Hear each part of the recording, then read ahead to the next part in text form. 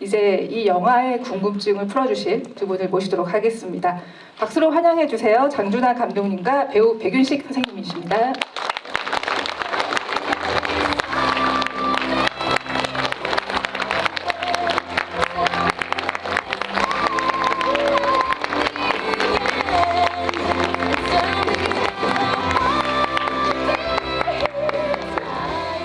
안녕하세요.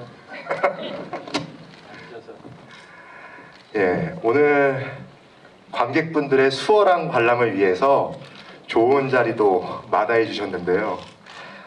백 선생님께서는 지난해 드라마 베가분드와 영화 변신으로 색다른 매력을 보여주셨습니다. 그 감독님께서는 차기작을 준비 중이라고 들었고요. 근데 지난주까지 사부님으로 활동하셔서 그런지 더 유명해지신 것 같습니다. 감독님부터 오늘 자리해주신 관객분들에게 인사 말씀 부탁드리겠습니다.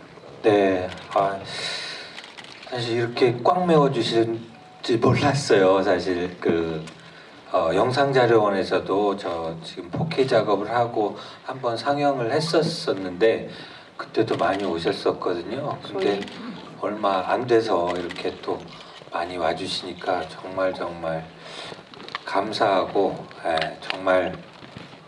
정말 기분이 오늘 더 좋네요. 좋은 이야기 많이 나눴으면 좋겠습니다. 또 우리 백 선생님까지 오셨으니까 더 이야기가 풍부해질 것 같아요. 반갑습니다. 선생님도 부탁드립니다. 안녕하세요. 감사합니다. 또 이렇게 좋은 자리를 함께 하게 돼서 정말 너무너무 기분이 좋습니다. 어떻게 보셨는지 뭐 재밌게 얘기 이제 풀어가실 거 아니에요. 그러도록 하겠습니다. 아유, 저는 오늘 참 오래간만에 봤는데 또 영상 자료원인가요? 거기서 이렇게 또 새롭게 이렇게 기술적인 그거를 보강해가지고 새 옷을 입힌 작품을 보니까 아주 감개가 무량합니다. 벌써 세월이 꽤 흘렀네요. 그래서 장준하 감독님하고 아주 새록새록한 그 맛이 오늘 이렇게 봤는데 오늘은 또 아주 더 본인이 본인 얘기해서 안 됐지만 아주 또 너무 재미있게 음미하면서 봤습니다. 감사합니다. 두 분 공식 행사에서 함께 뵌 지 꽤 오래된 것 같은데요. 얼마 만에 이렇게 만나신 건가요? 네. 글쎄요, 지구를 지켜라 때는 이제 그게 이제 17년 전이고요. 제가 이제 한참 그러다가 영화를 못 만들고 있다가 강동원, 송혜교 씨랑 단편 만든 게 있어요. 러브 포 세일에 거기에 이제 백 선생님한테 부탁을 드렸었죠. 좀 작은 역할이지만 또 단편이기도 하지만 좀 맡아주실 수 없겠냐. 그래서 그때 또 같이 작업했고요. 그게 2010년, 11년 그쯤인가? 뭐 잘 기억이 안 나는데요. 상당히 오랜 시간 만에 만나봤네요. 네. 선생님 굉장히 오랜만에 또 뵙습니다. 네. 그리고 그때는 뭐 자주 뵀는데 장준하 감독님. 근데 그때 한번 또 영상 자료원인가요? 그때 그 기억도 나는데 그 한번 그때도 이 지구를 지켜라 가지고 무슨 자리 한번 한 적이 있는 것 같은데 추가로 말씀드립니다. 이 영화가 워낙 사랑받다 보니까 계속 소환이 되는 것 같아요. 시즌마다 이렇게 소환되고 오랜만에 두 분 이렇게 함께 하시는 것도 그 영화 개봉 이후 처음이라 아주 중요한 소중한 자리를 함께 하고 계신 게 아닌가라는 생각이 드네요. 저는 좀 궁금했던 게 처음 만나시게 된 그 연결고리가 이 영화인 걸로 알고 있는데 서로 처음 만났을 때 좀 어떤 얘기들을 했는지 좀 기억이 나시는지 좀 궁금해요. 캐스팅 때문에 만나신 건가요? 그렇죠. 사실은 백윤식 선생님은 저는 어렸을 때부터 봤거든요. 아주 그 TV 문학관 이런 데서 많이 뵀었어요. 예. 그런 TV에 자주 나오시는 선배님이셨고, 근데 뭐 서울의 달 뭐부터 해서 이제 연기를 어느 순간 보니까 너무 잘하시는 선배님이셨고, 그래서 지구를 지켜라를 이 캐스팅을 과연 누구한테 맡길까 굉장히 고민이 너무 많았는데, 그때 차승재 대표님하고 같이 얘기하면서 백 선생님 얘기가 나왔어요. 사실은 그때까지만 해도 백 선생님은 영화 쪽은 많이 활동 안 하셨을 때거든요. 그래서 근데 이제 서로 그런 배우가 있지 그러면서 너무 좋다. 그러면서 우리 백 선생님한테 부탁을 드리자. 그러면서 만났었던 것 같고요. 첫 만남은 잘은 기억은 안 나는데 좀 저는 뭐 이제 신인 감독이고 하니까 굉장히 좀 너무 먼 선배님이고 그래서 굉장히 좀 뭐랄까 떨렸던 기억이 있어요. 예. 사실 왕자님이시잖아요. 캐릭터 영화 안에서 안드로메다 왕자님이신데 차승재 대표님하고 두 분이 얘기를 하다가 이 배우가 있었지라고 떠올린 왜 어떤 면면에서 약간 백윤 선생님이 그 강 사장 역할로 어울릴까라는 생각을 약간 힌트를 얻으셨던 건가요? 네. 캐릭터를 봤을 때 강 사장이라는 캐릭터를 봤을 때 이제 지구의 나쁜 사장 캐릭터와 함께 왕자 캐릭터도 숨기고 있는 거잖아요. 예. 그런 걸 봤을 때 그런 건 뭐 딱히 뭐가 어때서 좋다라기보다는 백 선생님의 그 특유의 그 연기의 감칠맛 같은 게 있으셔요. 그래서 저는 그런 부분이 강 사장하고 너무 잘 어울릴 것 같고 못된 것도 잘하실 것 같고 일단 연기에 힘이 있으니까 그런 것들이 힘이 부딪힐 때 병구랑 같이 부딪힐 때 더 시너지가 나지 않을까 그런 생각했던 것 같습니다. 저는 반대로 백 선생님께 질문이 있는데 처음 시나리오를 읽으셨을 때 그 반응이 좀 궁금한데 영화가 이제 사실 범상치 않은 내용을 담고 있잖아요. 처음 읽으셨을 때 좀 어떠셨어요? 느낌이? 네, 뭐 굉장히 특이한 그 작품이었어요. 책을 받아서 읽었는데 굉장히 그 특이하고 소재 자체가 그리고 이제 어떤 의미에서는 제목도 지구를 지켜라 그렇고 소재 읽어보면서 굉장히 그 작품성과 뭐 이런 거 있는데 좀 만화적인 그 느낌도 나고 뭐 그리고 굉장히 복합적이었어요. 그래서 읽으면서 딱 배우는 또 책을 읽으면서 그런 거, 야 이거 만약에 하게 되면은 굉장히 고생 좀 하겠다, 힘들겠다 이런 생각도 좀 가져보기도 했고, 하여튼 책을 아주 처음 대하는 그런 아주 소재 자체가 특이하고 그랬습니다. 그 선생님께서 이제 이 영화가 굉장히 뜻깊은 작품이 아닐까 저는 생각이 되는데 1970년대 이제 뭐 멋진 사나이들이라든지 부활의 땅이라든지 이런 영화에 출연을 하셨지만 주로 드라마에서 이제 아까 말씀 감독님께서 하신 것처럼 드라마에서 활동을 하셨잖아요. 이 영화를 이제 시작으로 제2의 영화 인생이 시작되었다고 해도 과언이 아닐 것 같은데요. 실제로 지구를 지켜라 이후에 만나신 감독님들께서 강 사장 캐릭터를 좀 많이 언급을 좀 하셨나요? 이게 어떤 계기가 됐죠, 이 영화가. 이 영화로 인해서 제가 뭐 그 언론이나 뭐 영화제 같은 데서 많은 좀 그걸 봤고요. 또 영화계에서 특히 많은 사랑을 받았습니다. 어떤 감독님께서 이렇게 얘기하신 적은 없으신가요? 강 사장 캐릭터 막 이런 얘기하시면 그러니까 이후에 작품 찍으신 다른 감독님들께서 혹시 이 캐릭터에 대해서 이렇게 언급을 하시거나 이런 적은 없으세요? 감히 언급 못하죠. 그게 이제 이게 하나의 그 저의 이제 어떤 저 백윤식이라는 배우를 몰랐던 분도 몰랐던 감독분도 알게 되는 계기가 됐고, 네. 그러니까 또 이제 그 다른 작품을 임할 때는 또 전부 또 이 캐릭터나 이 소재 작품을 이제 찾아서 들어가는 거니까요. 뭐 지구를 지켜라 하고는 뭐 그 대신 이제 굉장한 작품을 마친 이제 지구를 지켜라는 굉장한 작품을 마친 배우라고 인정을 받았죠. 뭔가 계속 구현을 하고 싶으셨던 게 있었을 것 같은데. 네.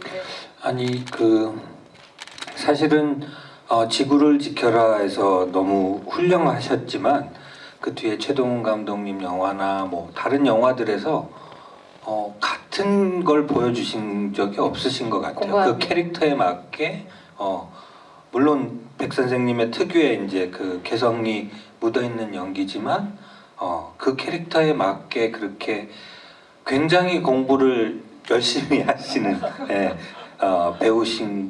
배우라고 생각이 되고요. 지구를 지켜라 때도 그 인상적이었던 게 그 대본에 엄청나게 빼곡하게 뭔가를 이렇게 항상 적어서 항상 보고 다니시는 그 모습이 생각이 납니다. 특히나 대사가 너무 어려워서 외계어가 많아서 정말 빼곡했을 것 같은 생각이 들기도 해요. 예, 그 작품 진행 중에는 제가 이제 항상 장준환 감독한테 이제 이 상황이 이제 그 장면 그 소화해 나갈 때 요거 저 인간 강사장 캐릭터가 함축돼 있느냐, 안드로메다 왕자 외계인의 그 캐릭터가 함축돼 있느냐, 요거를 꼭 확인하고 했습니다.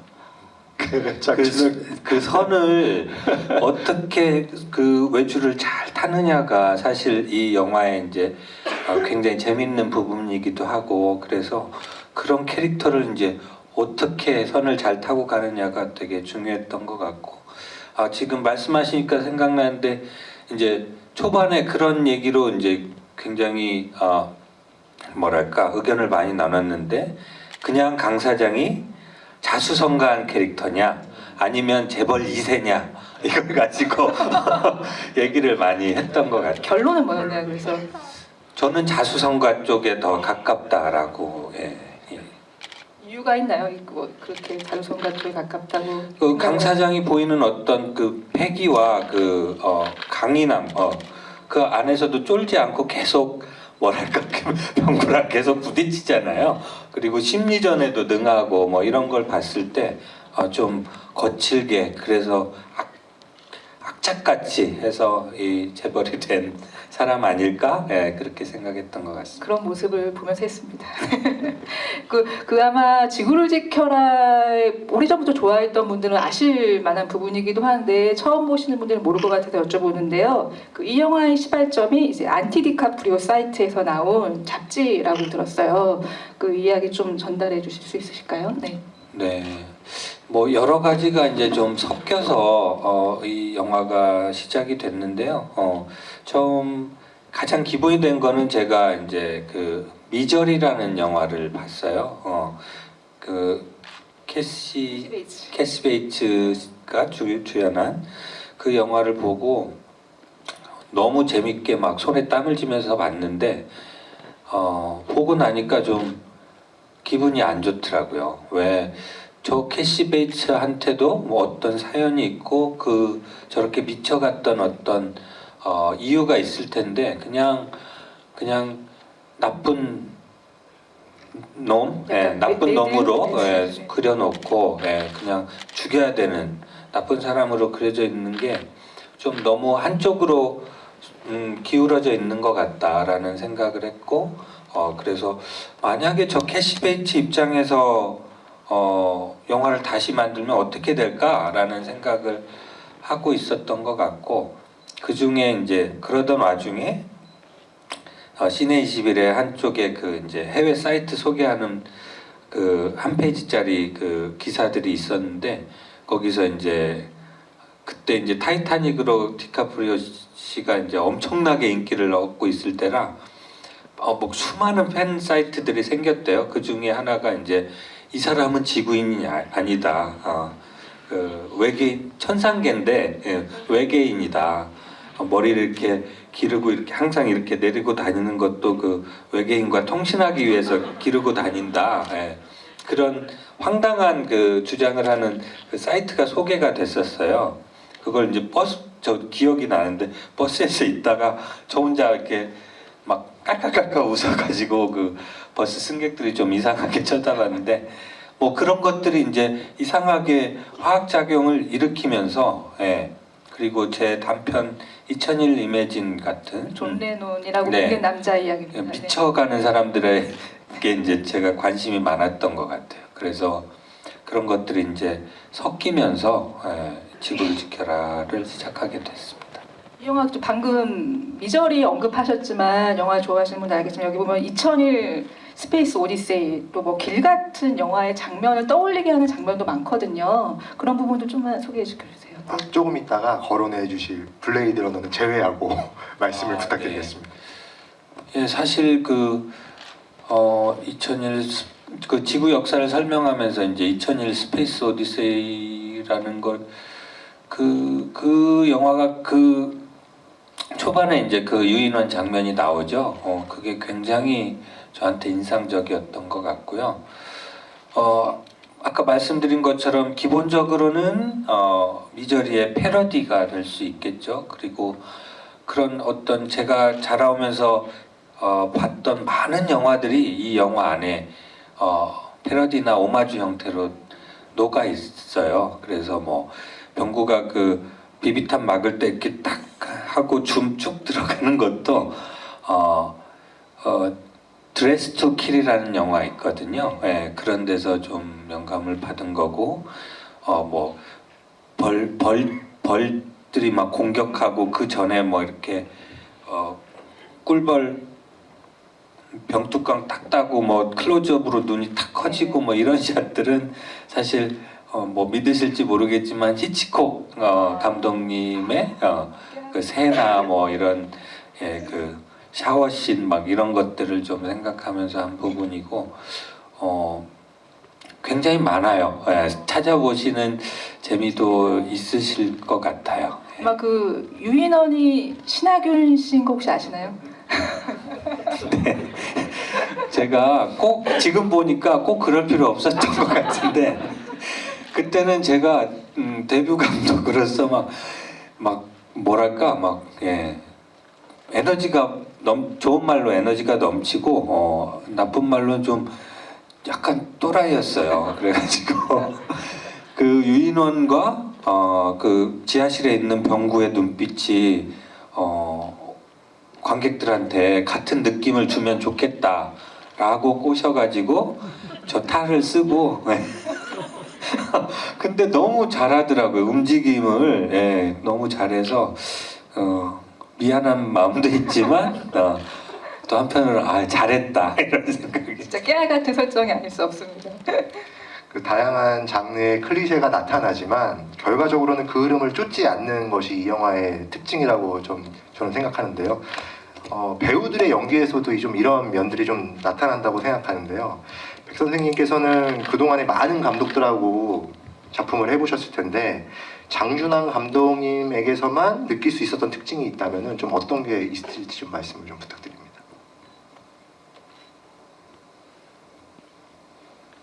좀 굉장히 특이하고 첫 만남부터 좀 특이했어요. 이 책을 이제 그 차승재 대표, 김선아 PD, 장준환 감독 이렇게 세 분을 제가 처음 상면을 했는데 그때부터 차승재 대표 그 말씀이 이 장준환 감독은 천재라고 그러더라고요.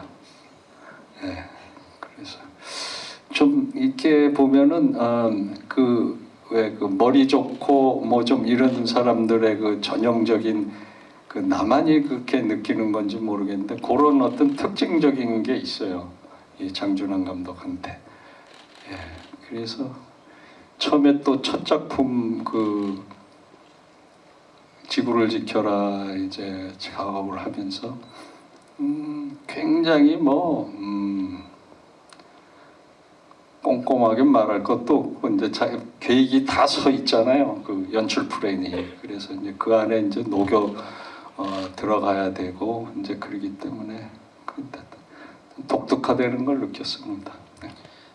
뭐 지금은 이제 좋은 말씀만 해주시지만 사실은 제가 굉장히 아까도 말씀드렸지만 데뷔 감독으로서 막 너무 열정이 많아가지고 사실은 많이 괴롭혀 드렸어요. 그래가지고 지금 보면은 좀 무리인데 그렇게 막 컷들을 그 배우를 그 프레임 안에 가둬놓고 막 그 무빙도 엄청 많은데 그 안에서 그 연기들을 하라고 이렇게 좀 제가 좀 그 당시엔 좀 몰랐던 것도 있고 그래서 막 그거를 뭐랄까 해주십사 막 너무 무리하게 부탁한 부분도 있는 것 같고요. 초반에는 제가 막 너무 그 뭐랄까 불안하기도 하고 이걸 막 완벽해야 된다라는 생각이 있어서 그 머리 깎는 장면 같은 것도 막 그 면도기로 더 밀어야 된다고 그러고 지금 보면은 그냥 충분한데 막 그런 이상한 막 고집 같은 걸 막 많이 피우고 그래가지고 아마 데뷔 깝깝하셨을 거예요. 그 처음에 감독님이 병구 같이 느껴지셨을 것 같아요. 아니 안 그런 게 궁금한 게 말씀하세요. 아니 말씀하세요. 네.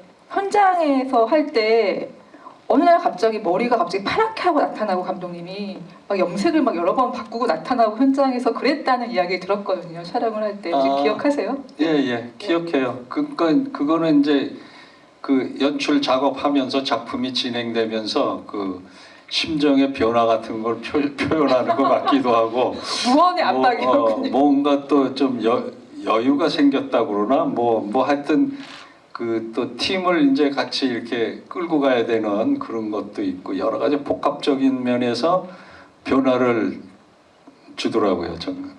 머리. 그게 한 중후반 정도였던 것 같아요. 촬영 일정 중에. 근데 제가 이제 술 먹는 거를 이제 밤에 이제 잠이 안 오니까 맥주 한 잔씩 하고 자는데 그 당시에 이제 막 너무 일이 많고 그러니까 위에 고장이 났어요. 그래가지고 술도 못 먹고 그래서 뭔가 막 자기를 학대하고 싶은 거예요. 그래서 그 태백에 있을 때였는데 태백 그 슈퍼마켓 가서 거기서 염색약 제일 밝은 걸로 달라고 그래서 그걸 하룻밤 만에 그렇게 안 되는데 그걸 참고 그렇게 염색이 그 고통스러운지 몰랐어요. 근데 그걸 참고 그 아침에 나갔더니 진짜 머리가 완전히 도래졌더라고요. 그래서 그 다음에 두피 문제 때문에 좀 고생을 하기도 했는데 아무튼 그렇게 좀 굉장히 좀 자학을 할 정도로 좀 굉장히 뭐가 이렇게 곤두서 있었던 시기였던 것 같고 백 선생님 말씀대로 좀 여러 가지가 복합적으로 이제 막 그렇게 평소에 그런 사람이 아닌데 아무튼 그렇게 됐던 것 같아요. 본인은 이제 뭐 여러 가지 그런 면을 갖고 그 염색을 했을지 모르는데 이제 스태프들은 대부분 다 좋아하는 것 같더라고요. 감독이 뭔가 변화를 주고 그러니까 굉장히 밝고 긍정적인 면으로 보이는 것 같고 굉장히 씩씩해진 거 더 씩씩해지고 막 이렇게 보이는 것 같으니까 스태프들한테는 좋은 평을 받은 것 같아요. 현장이 좀 그려지기도 하는데 그 강 사장이라는 인물 자체가 보면 굉장히 선악의 구분이 약간 모호한 인물이잖아요. 그 고문을 당하고 있긴 하지만 반대로 이제 병구에게 무언의 정신적 고문을 주고 있기도 하고요. 또 병구 또한 약간 알고 봤더니 실험의 대상이기도 하잖아요. 그렇기 때문에 여기서 생기는 모호한 경계라는 게 있을 텐데 이 경계를 넘나드는 게 선생님 입장에선 연기하는 게 쉽진 않았을 것 같거든요. 그런 부분은 좀 어떻게 잡아가셨나요? 네. 제가 뭐 조금 전에도 이제 그 얘기를 했지만 그 연출 플랜 다 갖고 계시고 장 감독이 전 또 배우대로 그 배우의 그 연기 플랜을 이제 진행해 나가야 되니까 그런 때 이제 그런 그 넘나드는 거죠. 이 인간 강사장의 표현이 더 이 씬에서는 인간 강사장의 캐릭터로 더 부각이 돼야 되느냐 아니면은 저 외계인 안드로메다 왕자 캐릭터로 부각이 돼야 되느냐 아니면은 요게 둘 다 합성이 돼서 표현이 돼야 되느냐 뭐 이런 거를 많이 내가 저 장 감독한테 질문을 많이 하고 의논을 많이 드렸습니다. 예. 감독님 17년 전에 인터뷰 보면 백 선생님한테 그 본인이 미처 생각하지 못한 부분을 백 선생님께서 노련하게 많이 생각해내셨다 이렇게 말씀하셨는데 혹시 좀 어떤 것들이 있는지 좀 말씀해 주실 수 있나요? 사실 그때 저 데뷔 때는 진짜 너무 제 머릿속에 너무 많은 것들을 정해놓고 현장에 나갔던 것 같아요. 특히 초반에는 별로 큰 경험이 없었기 때문에 연출부 경험이 있긴 하지만 사실 제가 직접 연출을 그렇게 그 긴 텀으로 그렇게 해본 게 처음이어서 그리고 너무 이제 막 의지에 불타 있었기 때문에 굉장히 좀 유연하지 못한 부분들이 있었는데 그런 부분들을 그리고 그냥 글로 쓸 때랑 뭐 콘티 작업을 하기도 하지만 그거랑 배우가 직접 거기서 움직여서 그 목소리로 표정으로 내뿜는 거는 그건 컨트롤할 수 있는 부분이 아니라고 생각해요. 그냥 이야기의 어떤 결을 만들고 중요한 어떤 핵심 코어만 이렇게 잘 끌고 가면서 유연하게 배우들의 에너지를 잘 이끌어 나가야 이제는 생각하기에는 그게 이제 좋은 감독인 것 같은데 그때는 좀 너무 막 이렇게 딱딱하게 생각을 했고 그러다 보니까 빈틈들이 있었던 것 같아요. 막상 말은 안 했지만 현장에 가서 보면 이거 어떻게 해야 되지? 그럴 때 이제 백 선생님이 이제 뭐 신하균 씨도 그랬지만 그런 것들을 잘 메꿔주셨던 것 같고 사실 그 외계어 같은 것도 제가 그 원래 한국어 대사가 있잖아요. 이 머리가 없는데 어떻게 하려 그래? 뭐 이런 것들을 그거를 그냥 영문으로 대충 따다다다닥 써놨어요. 쫙 써놨는데 그걸 가지고 외계어를 만드셨더라고요. 그걸 그대로 읽으시면서 그걸 분석해가지고 그렇게 해서 외계어를 만드셨고 그런 부분들이 정말 역시 정말 베테랑 배우시구나 그런 거 많이 느꼈던 것 같습니다. 특히 선생님 같은 경우는 이제 계속 고문당하는 연기를 하다 보면 정말 강사장처럼도 탈출하고 싶은 마음도 들었을 것 같고 촬영할 때 좀 햇빛은 많이 보셨나요? 어떠셨어요 그때? 촬영할 때 이렇게 지하씬이 많다 보니까 햇빛을 좀 보고 싶은 마음은 없으셨는지. 네. 지하실은 뭐 세트장이니까 부산 우리가 이렇게 막 체계화되기 전에 부산 그거 우리가 처음 사용한 거죠. 맞아요. 다 완성도 되기 전에 부산 세트장에서 거기다 막 그 방음 장치하고 그 촬영 장소가 지금은 꽤 아주 설비도 잘 돼 있고 그렇다고 보니까 그렇더라고요. 나중에 그런 데서 해서 뭐 하다가 거기 또 바닷가예요. 그 의상은 좀 그렇지만은 뭐 공기도 좋고 그때만 해도 그 의상 입고 가신 거예요? 이렇게 그대로? 그렇죠. 뭐 거기다 가운 항상 가운 입고 거기 이제 눈여겨 보시면 팬티가 특징이 있어요.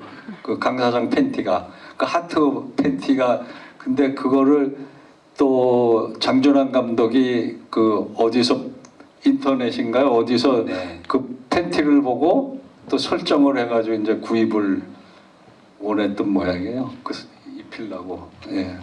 하트 팬티. 의상이 거의 하나밖에 없는 셈이잖아요. 그래서 그거 고르느라고 굉장히 생각보다 뭐 그냥 고르면 되겠지 했는데 너무 어렵더라고요. 그래서 그 외국 사이트에서 그 당시에는 한국의 이제 그 언더웨어가 그렇게 뭐랄까 그 디자인이 다양하지 않았던 것 같고 그런데 그 약간 파티용 발렌타인 파티용 팬티였던 것 같은데 그거를 하나 입고 그 오랜 시간 동안 햇볕보다도 아마 그때도 백 선생님 말씀하셨는데 사람이 옷을 왜 입는지 이제 알 것 같다고.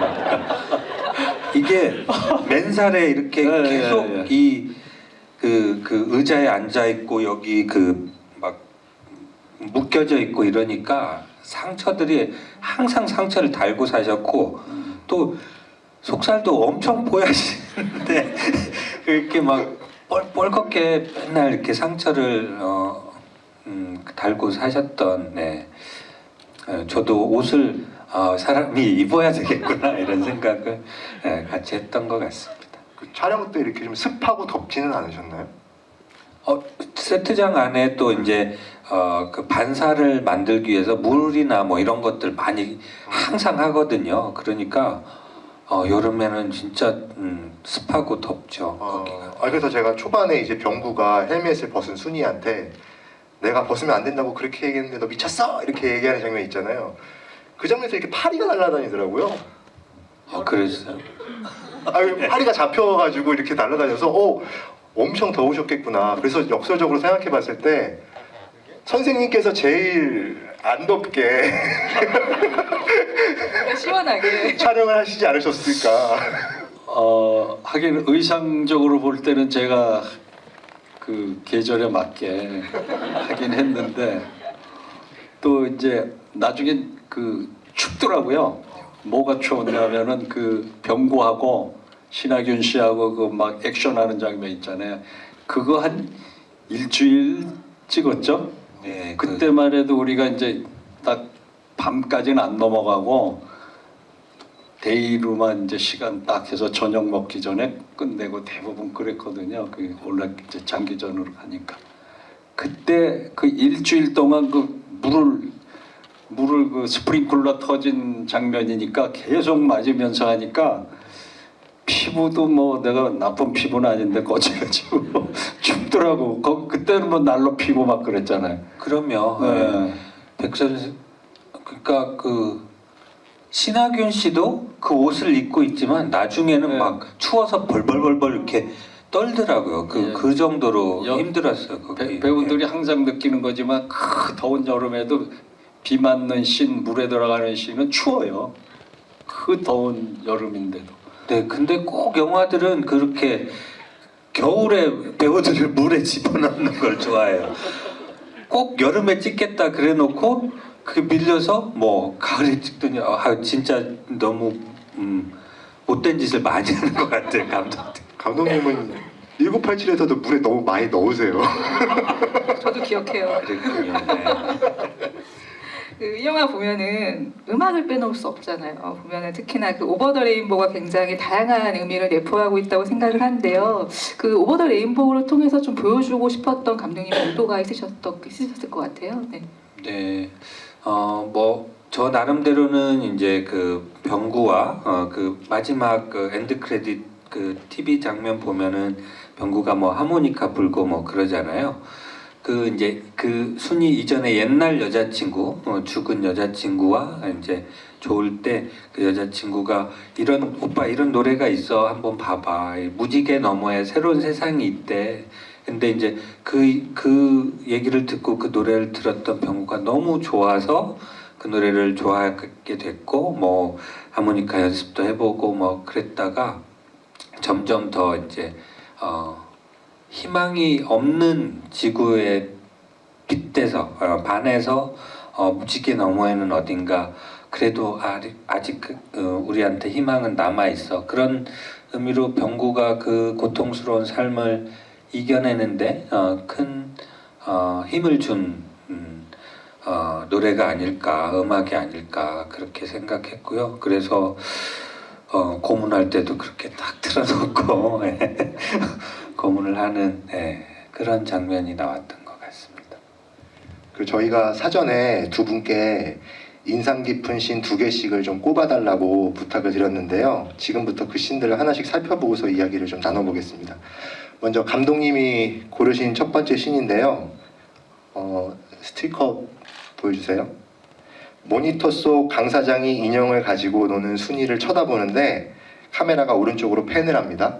그러면 병구가 지구본을 돌리면서 혼잣말을 하다가 강 사장하고 대화를 나누는데 이런 대사를 합니다. 난 다 알아. 니들이 왜 안드로메다에서 지구까지 왔는지, 무슨 일을 꾸미고 있는지, 니들이 우리 엄마한테 무슨 짓을 했는지 하고, 그리고 네 이름이 뭐 라는 것까지 다 한다고 이렇게 이제 좀 발음하기가 이제 좀 저도 지금 힘든데 감독님은 어떻게 이런 대사를 좀 쓰실 생각을 하셨는지 일단 그거부터 좀 말씀을 부탁드릴게요.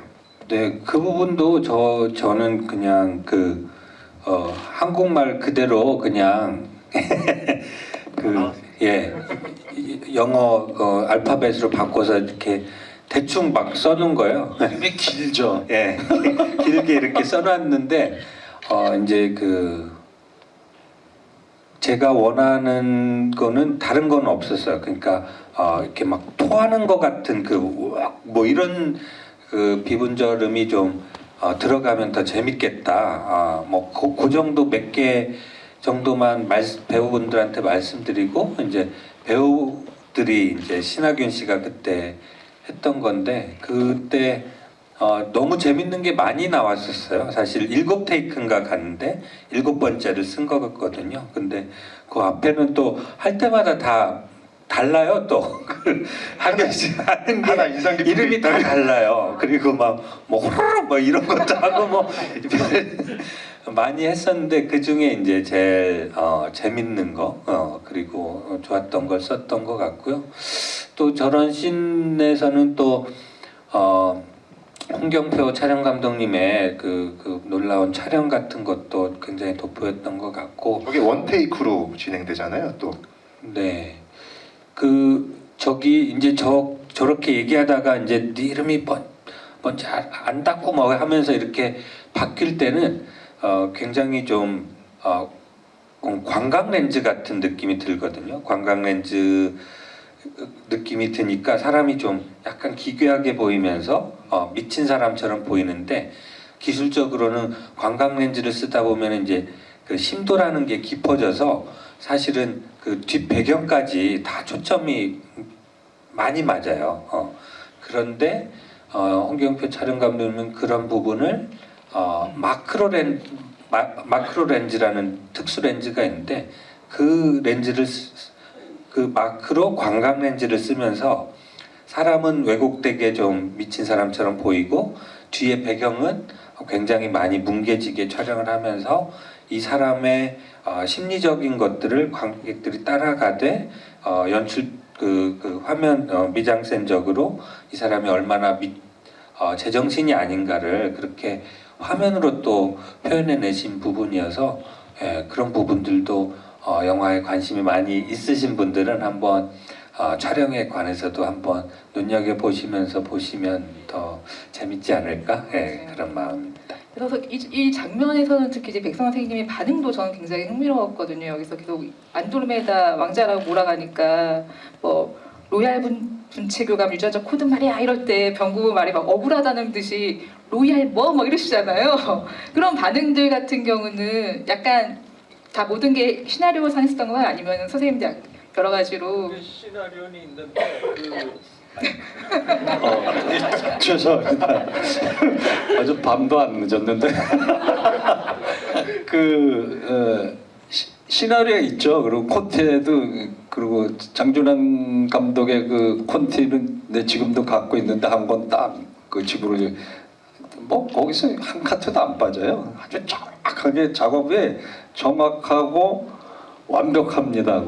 사전에 준비가 그런데 그런 것도 그런데 이제 그런 디테일한 거는 이제 배우한테 맡겨지는 거니까 연기는 이렇게 주문을 하고 이렇게 이제 그 캐릭터 표현을 해달라고 그러지만은 그 표현하는 사람 배우 아니에요. 그러니까 배우가 이렇게 조금 전에도 신하균 씨 그 7테이크 중 다 다르게 나온다고 그러듯이 저도 거기서 그 현장에 그 하는 게 신하균 씨가 하는 게 이제 그러니까 그런 이제 리액션적인 게 이제 바로 나오게 되죠. 보고 있다가 모니터 다 하고 그러니까 그런 표정과 저는 오늘 보면서는 뭐 잊혀졌다가 이제 다시 다른 관객분들이 보기 어려운 부분들을 많이 봤던 것 같은데 백 선생님이 이제 뭐 저기 처음에 잡혀와서 지하실에서 그 신음소리 같은 거 막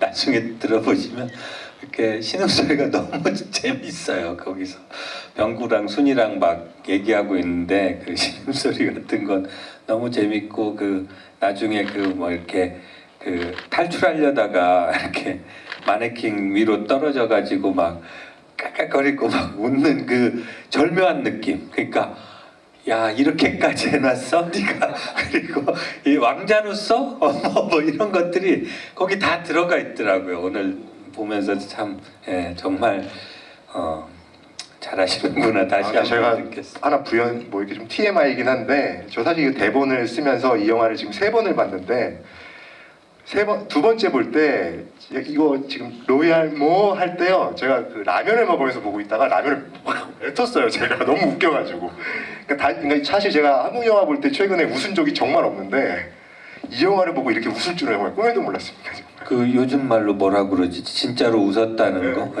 그런 걸 하신. 저희 현장에서도 진짜 웃으시네. 현장에서도 이렇게 그 웃음 참느라고 굉장히 힘들었던 때도 많았어요, 진짜로. 특히 그리고 뭐 그거는 이제 영화에는 안 보이지만 나중에 이제 그 마네킹에서 벗겨가지고 그 짧은 미니 드레스 같은 거 입고 다니시잖아요. 그때도 특히 그 스턴트 하시는 대역분하고 같이 다니시면은 진짜 너무 웃겨요.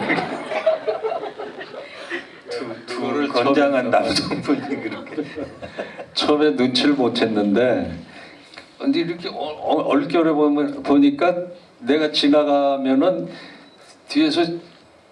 뒤가 근질근질한 거예요. 나중에 그걸 알았어요. 한참 작업이 진행된다면 나를 보고 웃는 거예요. 스태프들이나 뭐 아니 아까 방금 감독님께서 약간 몰래 웃다가 이제 걸리고 그러는 거죠.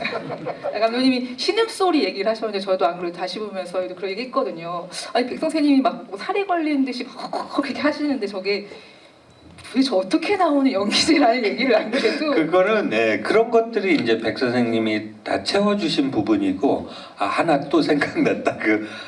그 계단에서 이제 실신한 그 강 사장을 이렇게 낚싯줄로 이렇게 열쇠해가지고 끌고 오잖아요. 거기에 잘 들어보시면 뭐 잠꼬대로 이제 정신 없는 와중에 뭐라고 하시는데 거기서 뭐 왕자님 오신다니까 막 그러는 아까 들으니까 그게 또 들리더라고요. 그런 게 너무 막 재밌고 저는 절묘했던 것 같아요.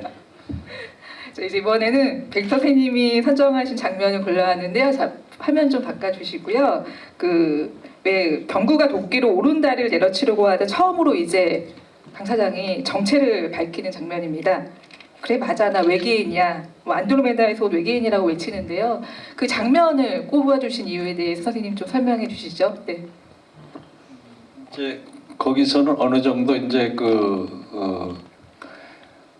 납치된 상황에서 쭉 그 시간이 흘러가지고 이제 그 최악의 상황으로 가니까 나중에는 이제 뭐 작품상에도 그렇고 이제 어느 약간 표출이 돼야 되는 계기인 것 같았어요. 그래가지고 거기서는 이제 그 어느 정도 이제 걔가 병구가 알고 있는 그 우주 상식과 안드로메다 왕자인데 택도 없는 거지만은 좀 가르쳐줘야 될 것 같고 또 이제 뭐 살아나가기 위한 그 방편도 있지만 또 그 진심도 담겨 있는 거고, 그래서 그런 이제 그래서 그런 대사 볼 때마다 내 장준하 감독을 대단하다고 저도 뭐 그런 발상이 그러니까 뭐 거창한 아인슈타인의 뭐 상대성 원리 정도는 아니지만은 뭐 그런 데서 그런 비슷한 논리를 그거다 이제 우리 시쳇말로 하면 구라돼요. 글 잘 쓰시는 분들은 구라가 센 거죠. 그 중력 막 계산하고 그런 말씀은. 예. 어떤 미국 감독님은 그걸로 영화도 만드셨어요. 진짜요? 예, 인터스텔라라고. 제가 구라를 잘 치신다고 아니 저는 감독님 대사가 여기 장면에서 너무 좋았던 게 이제 신하균 씨가 도끼 들고서 이 꽉 물어 약이 모자라서 다리는 마취를 못했거든이라고 말하니까 선생님께서 엄마를 살릴 수 있어 엄마 이렇게 말씀하시잖아요. 근데 왜 우리가 이제 위협이나 공포를 느낄 때 대부분 엄마를 이렇게 찾잖아요. 그렇게만 보면은 아 이 사람은 인간이구나 라는 생각이 또 들 수 있는데 거기서 또 이렇게 엄마를 살릴 수 있어 라고 하면 또 외계인이 되니까 그 대사가 그런 거죠, 사실. 근데 그 대사의 맛을 그렇게 인간으로서 엄마 그냥 나이가 있음에도 불구하고 엄마 찾게 되잖아요. 그거랑 또 엄마를 살릴 수 있어 이런 대사의 맛을 살리시는데 진짜 대단하신 것 같아요. 한 말씀 더 붙여주신다면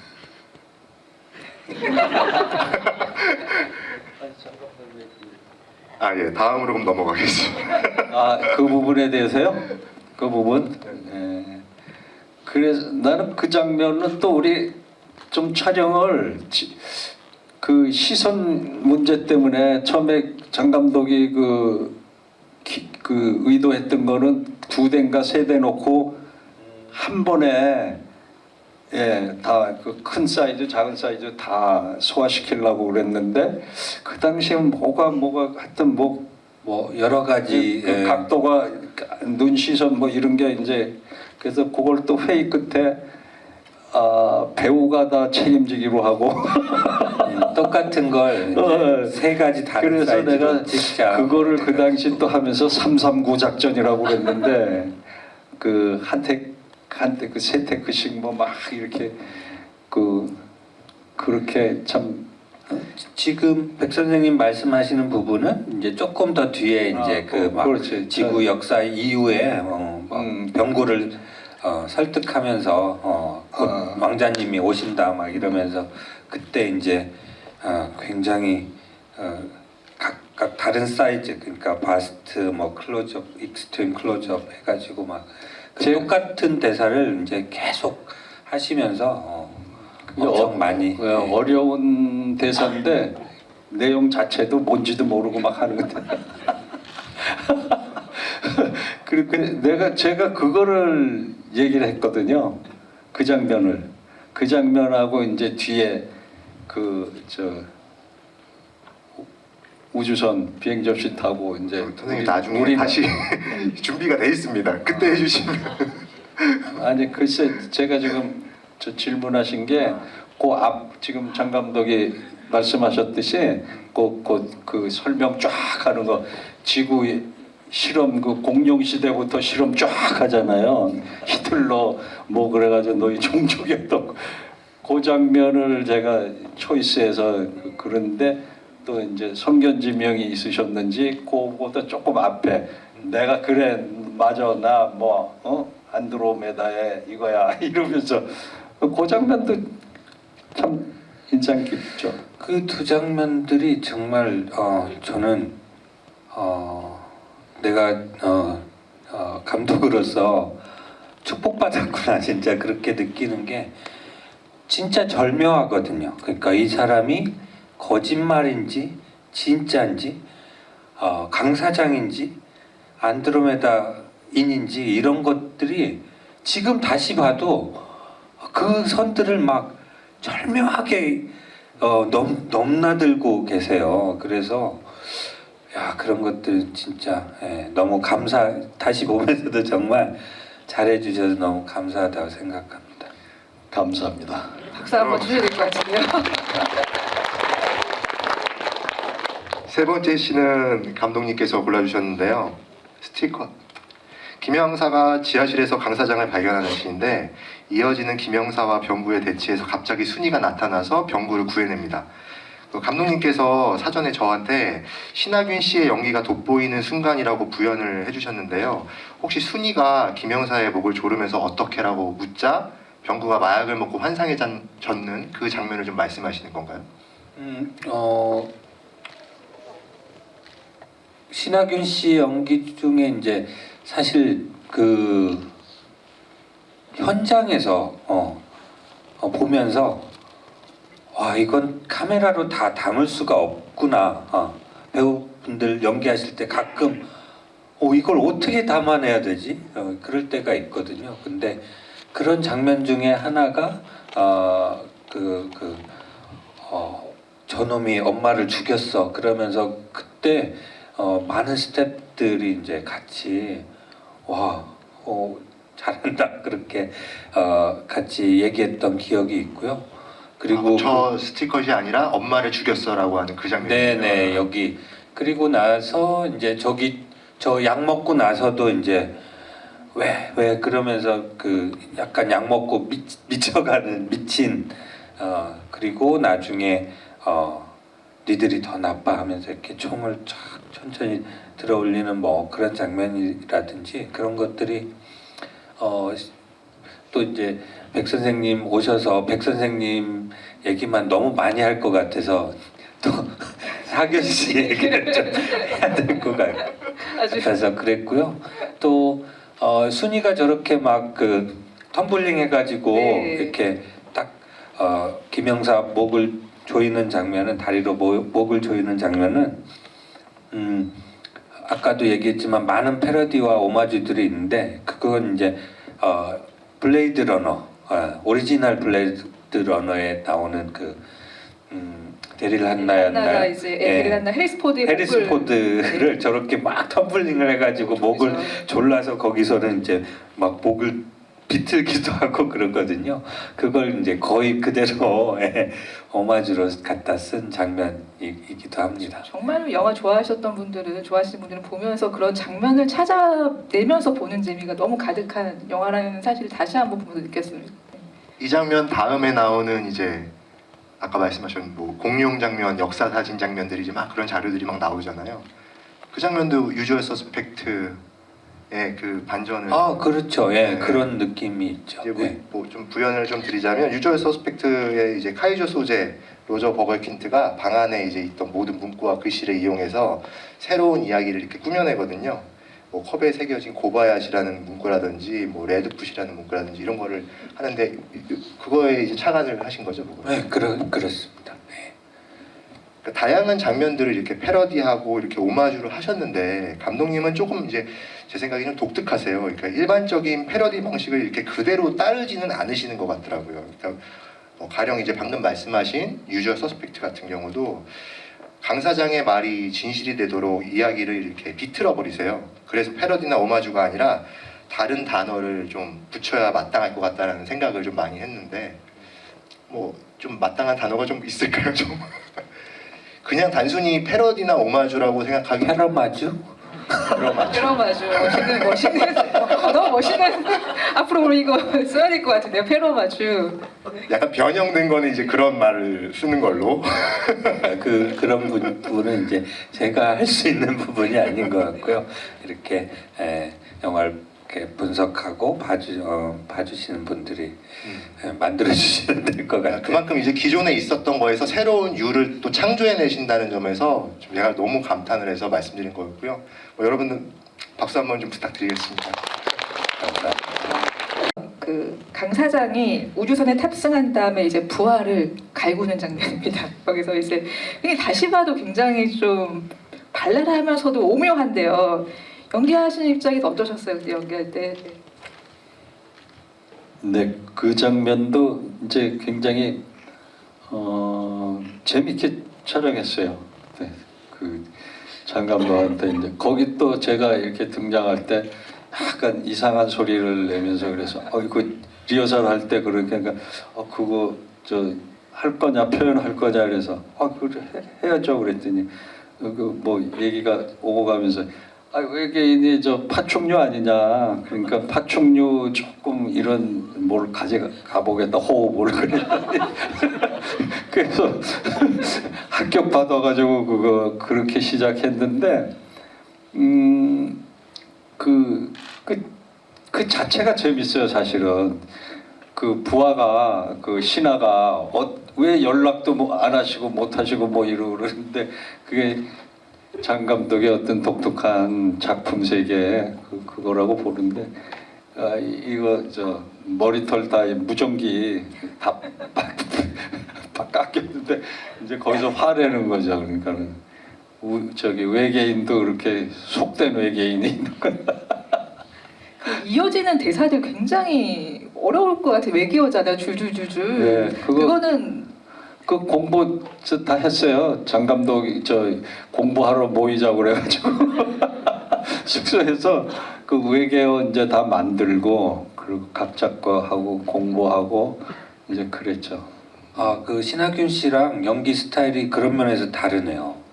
하균 씨는 그 아까 그 이름을 7테이크를 다 다르게 하셨고, 백 선생님은 그걸 외워오셨어요 다. 그래서 항상 똑같이 나오게. 예. 예. 대사가 있죠. 그 장 감독이 그 집필한 쓴 시나리오에 보면은 그 알파벳으로 돼 있어요. 근데 그게 무슨 영어 단어 같은데 어떤 뭐 실화인지는 아닌지는 모르겠는데 영어 단어 뭔가 그 알파벳 단어인데 그걸 거꾸로 이렇게 써놓은 것 같아요. 그죠? 네. 순서를 알파벳 순서를 그래서 그거를 그대로 발음하면 저런 발음이 나오더라고. 영어식 발음인데 그래서 그렇게 하면 시고니스 휘라이스. 꾀끼또 구할라 그러고서 아니 저는 좀 궁금했던 게 요 지금 스틸컷에 이 머리 이거는 지문에 있었던 건가요? 손가락 저렇게 하는 거는 머리로? 글쎄요, 머리를 가리키며라고 돼 있었나? 워낙 오래돼서 잘 기억은 안 나는데 백 선생님이 하신 것 같기도 하고요.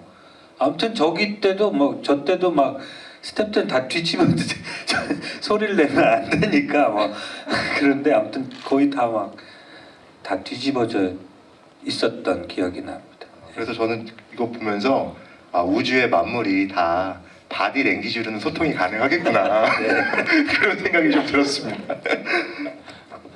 그 영화 보면은 그 마지막 장면에서 우주로 유영하는 모니터로 병구의 슬픈 역사가 이제 펼쳐지잖아요. 그 강 사장의 정체가 밝혀지면서 전해지는 이 충격도 가시기 전에 갑자기 따뜻한 지구의 모습을 간절히 바라는 약간 뭐랄까 감독님의 마음 같은 게 좀 느껴졌다 할까요? 어떻게 보면 이 영화를 만드신 이유 중에 이런 메시지도 있지 않을까라는 생각이 드는데요.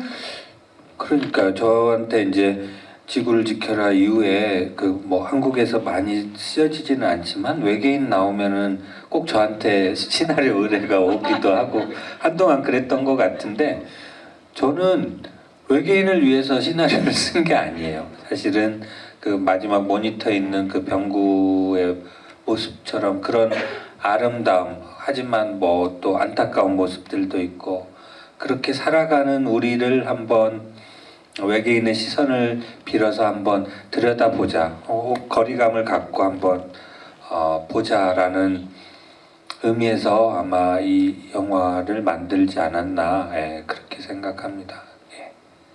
아주 오래전 기억을 이렇게 꺼내주신 두 분께 여러분 큰 박수 부탁드리겠습니다.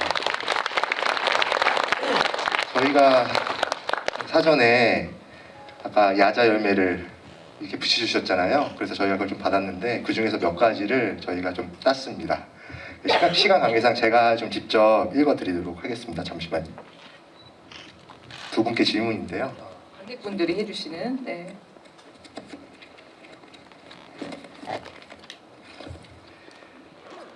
이 7번님께서 보내주신 건데 외계인이 존재한다면 혹시 추정되는 인물은?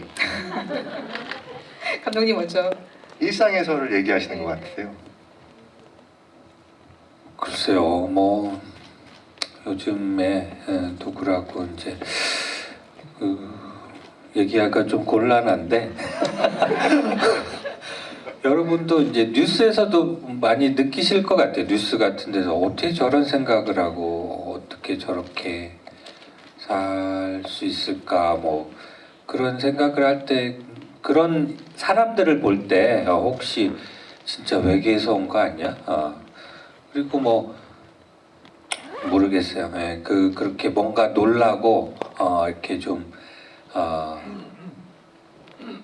그 인간들 같이 살아갈 생각이 없는 것 같은 그런 사람들을 보면은 아직도 외계인이 아닐까 그렇게 생각하게 되는 부분이지 않은가 싶습니다.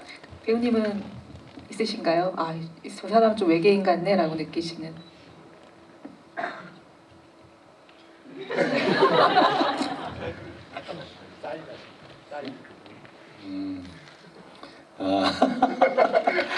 왠지 그런 느낌이. 예, 그렇죠. 뭐 저도 장 감독하고 비슷한 생각입니다.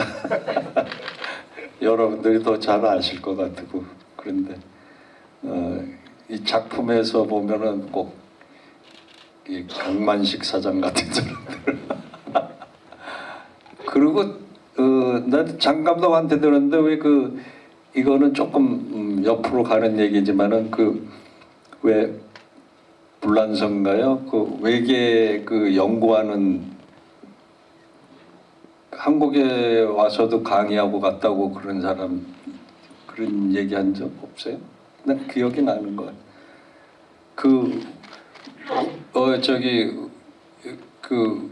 외계인의 존재를 인정하는 거야. 이게 모든 게 지구 형상화가 외계인이 일어났다 우리 그런 식의 그런. 저도 인터뷰 봤습니다. 그렇죠. 예, 감독님께서 말씀하셨습니다. 하고 불란서 사람인가 아마 종교 교주가 라일리안 무브먼트 말씀하시나 보다. 저 거기 거기 집회라 그러나 아니면 뭐지? 그거 모임에도 갔었어요. 시나리오였어요. 장 감독한테 그런 사람이 있다고 그때 얘기를 들은 기억이 나요. 그래서 거기서 세례도 받을 뻔했어요. 제 그런 사람들이 외계인 DNA를 모선에다가 등록을 해준대요. 이렇게 해서 돈을 받으시더라고요. 그래서 내가 안 했습니다. 그 경험이 영화에 좀 녹였나요? 누가 났나요? 예, 뭐 병구가 막 종교적으로 이렇게 해석해서 뭐 이렇게 얘기하는 부분도 있고 아마 그런 게 영향을 주지 않았을까 싶어요. 예. 그분들을 이렇게 뭐 우스꽝스럽게 생각하는 건 아니고요. 예, 나름대로 굉장히 신실한 그분 종교 생활 오해하지는 않으셨으면 좋겠습니다, 여러분. 여기 계실 수도 있잖아요. 예, 그죠? 예. 종교입니까? 학자가 아니고 예, 종교 같은. 수고해 주셨습니다. 배우님. 다음 질문은 좀 뼈아픈 질문일 수도 있을 것 같은데 C8번님께서 이현정님께서 해주셨는데 이 영화가 지금 재개봉한다면 관객 수 어떻게 예상하십니까? 선생님부터 말씀해 주시겠습니까? 글쎄요, 그때도 뭐 여러 가지 저희는 일반 시사회 같은 거 할 때는 굉장했어요. 그게 뭐 언론 평단은 말할 것도 없고 굉장하고 굉장히 긍정적이었고 일반 시사할 때 그래가지고 제가 김선아 PD한테 밤늦게 이제 그 당시 문자를 받았는데 늦은 이제 전화는 못 하고 전화는 실례될까봐 안 하면서 이거 그냥 이 시간에 그냥 이 기분을 그냥 소화하기가 좀 그래서 실례되지만 문자 드립니다 그러면서 분위기를 전한 적이 있어요. 일반 시사회 분위기를 그러면서 굉장히 고무적이었거든요. 근데 제가 지금도 보니까는 우리 오리지널 포스터가 있었는데 그거는 국제적으로 장 감독이 이제 국제 행사 많이 뭐 전 세계를 돌았는데 영화제 그때만 그거 갖고 사용하고 그러지 않았어요? 네, 저 백 선생님이랑 순이랑 다 같이 찍은 그 포스터도 있었는데 뭐 아무튼 또 마케팅 얘기까지 하면 이제 너무 많은 얘기를 해야 되니까 결국 수치는 얘기 안 해주셨어요 아직까지. 네, 지금처럼 그때만 해도 뭐 크게 그런 마케팅이나 뭐 이런 게 활성화가 안 됐다고 봐야겠죠, 그죠? 그런 것도 있고 또 제 역할상 그것도 이제 많이 감추고 가야 된다는 거, 예, 그냥 악덕 기업주 강 사장 납치극 이런 헤드라인으로 이제 조금 뭐 나고 그러니까 조금 나는 좀 냄새 좀 풍겨줬으면은 효과가 있지 않았을까. 우리도 신비 마케팅 그런 걸 했을 걸. 네. 할 신비주의 거예요. 마케팅. 기생충의 네. 그 배우들 누구처럼 그리고 이렇게 뭐 숨겨놨다가 그렇네요. 강준호 감독님이 영업을 잘하시네요 요즘. 그리고 뒤에 이제 뭐 이렇게 평들 하시고 그러면 너무 작품이 또 뭐 앞서갔다 이런 얘기도 들리고 좋은 의미의 얘기인지 뭐 그건 모르겠습니다만은 그때 하여튼 많이들 보셔야 될 텐데 그리고 그 관람 등급 있잖아요. 등급도 또 엄청난 성인 등급을 받았어요. 그것도 조금 뭐 그런 것도 있고 뭐 뭐 이유 대자면 한이 없죠. 근데 어떤 조금 이제 불운했다고 그럴까? 근데 지금도 이렇게 찾아와 주시는 관객들이 많은 영화는 정말 흔치 않잖아요. 예. 예, 근데 그때 좀 나는 그게 좀 청소년도 좀 많이 관람하고 오히려 그랬으면 좋았을 영화다. 그리고 한국에서 그 어떤 CG를 시도하면서 그 우주 얘기, 뭐 외계인 얘기도 접목시키고 또 작품 자체가 이제 사회적인 거 많은 요소를 품고 있잖아요. 현실적인 거 그런 거 하여튼 청소년들한테 굉장히 한번 보여줬으면 좋은 영화였는데 그런 아쉬움을 지금도 갖고 있습니다. 그 당시도 인터뷰할 때 이런 걸 청소년들한테 보여줘야지 옳고 그름을 더 판단할 수 있는 능력을 키워줄 수 있다. 지금서부터라도 뭐가 나쁘고 뭐 좋고 그리고 옳고 그름 긍정 부정 뭐 이런 판단력을 이런 영화를 과감하게 보여줘서 더 성장 과정에 도움이 되지 이게 딱 못 보게 하는 건 이거 좀 문제가 있다. 그런 말씀 드린 적이 있습니다. 여기까지 하겠습니다. 너무 사랑하는 작품이니까 더 아쉬움이 크신 것 같아요. 네. 제가 이제 시간 관계상 마지막 질문으로 넘어가겠습니다.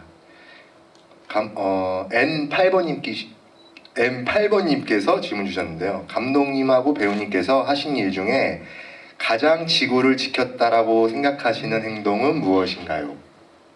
지구를 위해 이 행동을 했다. 감독님부터 말씀 주실까요? 네. 저는 아까 전에도 화장실에서 손 씻고 그 핸드타월 꼭 저는 하나만 쓰려고 해요. 아유, 중요한. 그리고 그게 사람들이 이렇게 가운데만 이렇게 적셔서 또 하나 더 해서 하는데 이 가장자리까지 다 이렇게 쓰면은 한 장으로도 저는 충분하거든요. 예.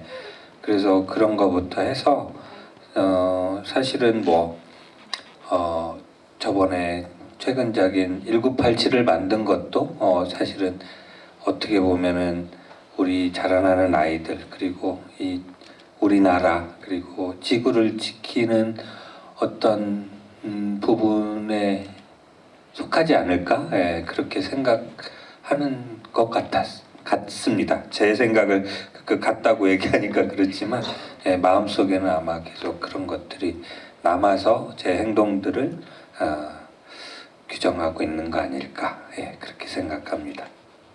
배우님께서. 예, 저도 그런 부분은 장 감독이랑 거진 비슷한 그 생각을 갖고 있습니다. 재활용 분리수거 이거를 저 열심히 하고 있습니다. 네, 그게 굉장히 중요한 것 같아요. 지구가 자꾸 병 들어가고 막 자연 환경 막 그게 너무 걱정되는 거 있죠. 뭐 저희야 뭐 많이 살았지만은 이제 우리 후손들한테 그 부분 자연 환경이 좀 건강하게 지켜졌으면 좋겠다. 뭐 그런 생각을 하고 있습니다. 앞으로 분리수거 열심히 잘하겠습니다. 전 정말 열심히 합니다. 좋은 질문 좋은 질문 주셔서 감사합니다. 성심성의껏 답변해 주신 두 분께 큰 박수 부탁드리겠습니다. 이제 안타깝지만 두 분을 보내드려야 할 때가 됐는데요. 저희가 언제 두 분의 영화를 스크린에서 다시 볼 수 있을지. 네. 사실은 이 자리에서 이제 그 말씀을 드리자면 1987에서도 이제 같이 작업하고 싶었어요. 뭐 백 선생님이나 신하균 씨나. 근데 이제 백 선생님은 제가 카드를 한번 썼어요. 저 아까 말씀드린 것처럼 러브포세일 때 정말 말도 안 되는 출연료를 드리고 이제 단편이니까 좀 도와주세요 하고 이렇게 한 차례 썼고, 그리고 이제 사실은 이제 박 처장이나 그 메인으로 생각을 했으면 했지, 뭐 이렇게 잠깐 카메오는 제가 이제 마음이 불편해서 부탁을 못 드리겠더라고요. 그래서 그랬었고, 그런 면에서 이제 신하균 씨도 좀 마찬가지고, 그렇긴 한데 언제든 저는 뭐 두 배우분, 저는 배우복은 많이 있는 것 같습니다. 그래서 맞는 이야기가 있을 때, 그리고 충분히 백 선생님이 가지고 있는 많은 것들을 더 보여주실 수 있는 그런 가능성 아직도 많이 있다고 생각하고요. 한국 영화계에서 정말 든든한 버팀목이 계속 오랫동안 되어 주셨으면 좋겠다. 그렇게 생각합니다. 감사합니다.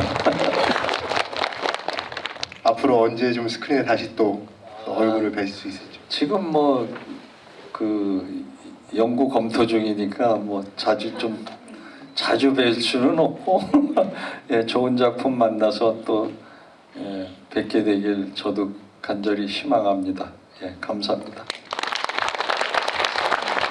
우리 관객분들이 제일 궁금해할 것 같아서 감독님한테 여쭤보고 싶은데, 감독님 차기작 언제 나올 수 있을까요? 크랭크인을. 그러게요. 그러니까 참 저도 궁금한데요. 그게 쉽지가 않네요. 그냥 그 왜 다른 감독님들은 쉽게 잘하시는 것 같은데 저는 그렇게 어려워요. 그래서 사실 그 화이 이후에 1987이 그래도 제가 월드컵 감독이 됐는데 4년 안에 월드컵 감독은 좀 해보자라는 마음이 있었는데 그게 될지 안 될지는 아직 잘 모르겠어요. 기다리고 있겠습니다. 그럼 마지막으로 자리를 메워주신 관객분들한테 선생님부터 인사 말씀 마지막으로 부탁드리겠습니다. 네, 이렇게 뵙게 돼서 정말 감사합니다. 이제 좋은 시간 또 내주셨고, 대단히 감사합니다. 앞으로 행운과 행복이 가득한 나날들이 펼쳐지기를 기원하겠습니다. 감사합니다.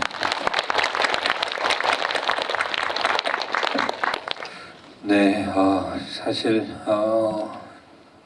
요즘 뭐 뉴스를 보거나 그 지구를 지켜라 17년 됐지만 계속 살면서 이 영화가 더 이상 이제 저 구닥다리야. 저런 게 어딨어. 지구가 뭐가 저래.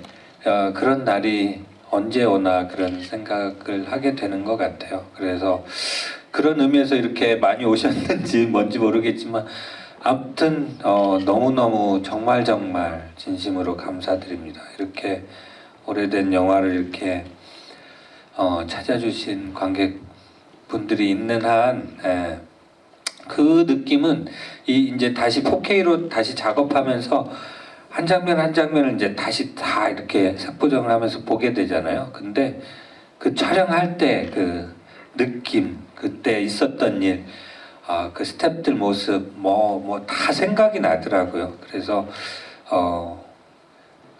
이 영화가 여러분들 마음속에 제 마음속에도 그렇고 여러분들 마음속에도 소중한 기억으로 오래오래 남기를 그래 또 바래봅니다. 네, 아무튼 이렇게 와주셔서 정말 감사드립니다. 아마 오늘 두 분의 얘기를 들으셨던 분들은 다음에 지구를 지키라를 보면은 또 다른 느낌으로 보시지 않을까 싶네요. 네. 이렇게 영화의 또 다른 재미를 드리기 위해서 다음 달에도 좋은 영화로 찾아뵙겠습니다. 그럼 기념사진을 끝으로 저희가 준비한 행사를 모두 마치겠습니다. 아 그리고 나갈 때 저희가 준비한 배지랑 선물들이 있거든요. 그거 꼭 받아서 나가시길 바랄게요. 네. 여기 앞에 잠깐 나오셔가지고요. 기념사진 마지막으로 찍겠습니다.